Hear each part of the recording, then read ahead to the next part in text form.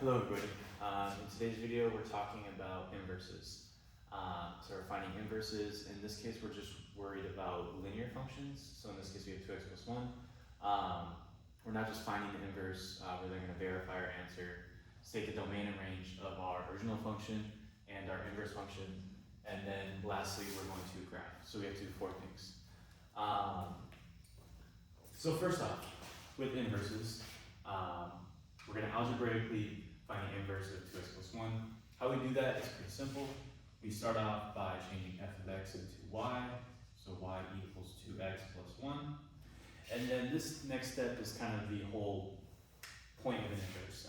For inverses, you're just flipping x and y. So if you have coordinates, you're asked to find the inverse of those, you just flip x and y. If you have an equation, you're asked to find the inverse, you just flip x and y. So we're going to flip x and y. What was once y becomes x. What was once x becomes y. So we're left with x equals 2y plus 1. So we flipped the 2. Now we're going to be solving for y. So now we got to get y by itself. So we got to get rid of this plus 1 and this 2 in front. So how do we do that? We subtract 1 from both sides. We're left with 2y equals x minus 1. Got to get rid of this 2. So then we divide both sides by 2. We're left with y equals x minus 1 over 2. And we can write that now as our inverse, where instead of y, we're going to have inverse of x. So f to the power negative 1 of x equals x minus 1 over 2.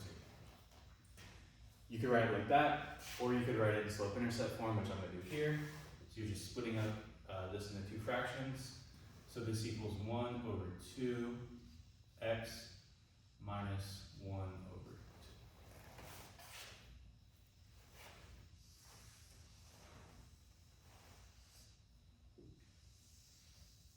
So now we have our original function, 2x plus 1, and our inverse function, x minus 1 over 2. Now we got to verify our work. How do we do that? We got to find 2 things. We have to find f of f inverse of x, and we need to find f inverse of f of x.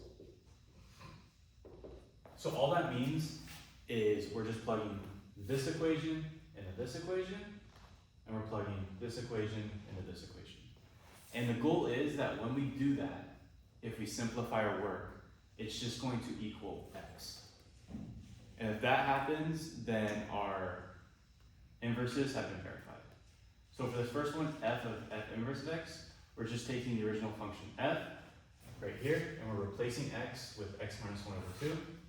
So we have 2 times x minus 1 over 2, and we still have that plus 1 on the end.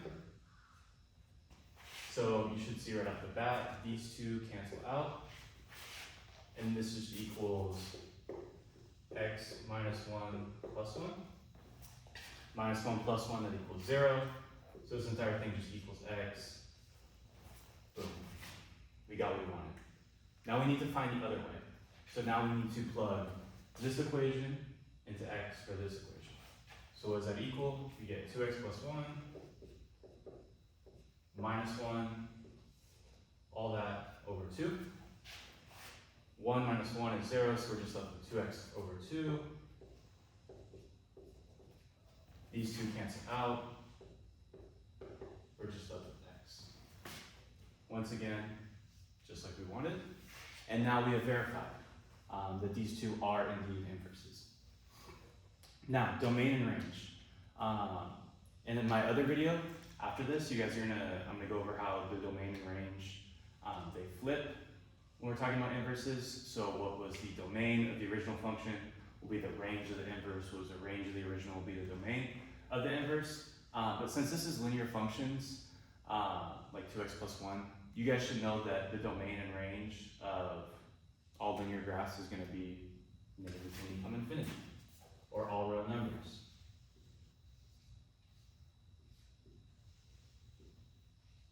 Since our graph's just going to be a line either going up or down. It's gonna cover everything.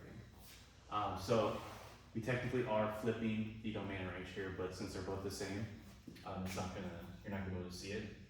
So negative infinity, infinity, negative infinity, infinity. All right, and now the last part is we have to graph. So there's multiple ways you can do this. You could first, you have both these in slope-intercept form. You can just graph those on the line. I think my preferred way is just to use coordinates. So find some coordinates and graph those. So I start with f of x, and I'm just using 3 coordinates. I'm using 0, 1, and 2. And I'm just plugging them into the original function. So 2 times 0 plus 1, that's just 1. 1 times 2 plus 1 is 3. 2 times 2 plus 1 is 5.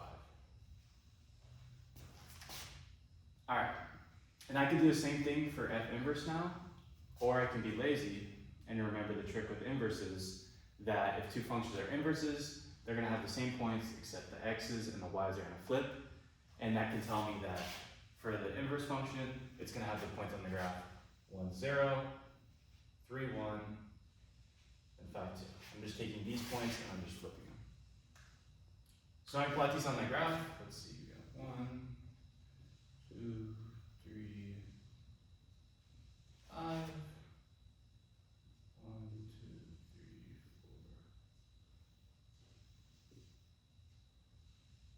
4. Alright, I just plot these points. So their first function has 0, 1, 1, 3, 2, 5. And so that is our original function, f of x. Now we have to graph f inverse of x. F inverse of x has 1, 0, 3, 1, and 5, 2. So our inverse graph is going to look like that. And that's it. That's all the steps. Like I said with the graph, there's multiple ways you could have done that. But this way works. Yeah, hopefully it wasn't too bad for you guys.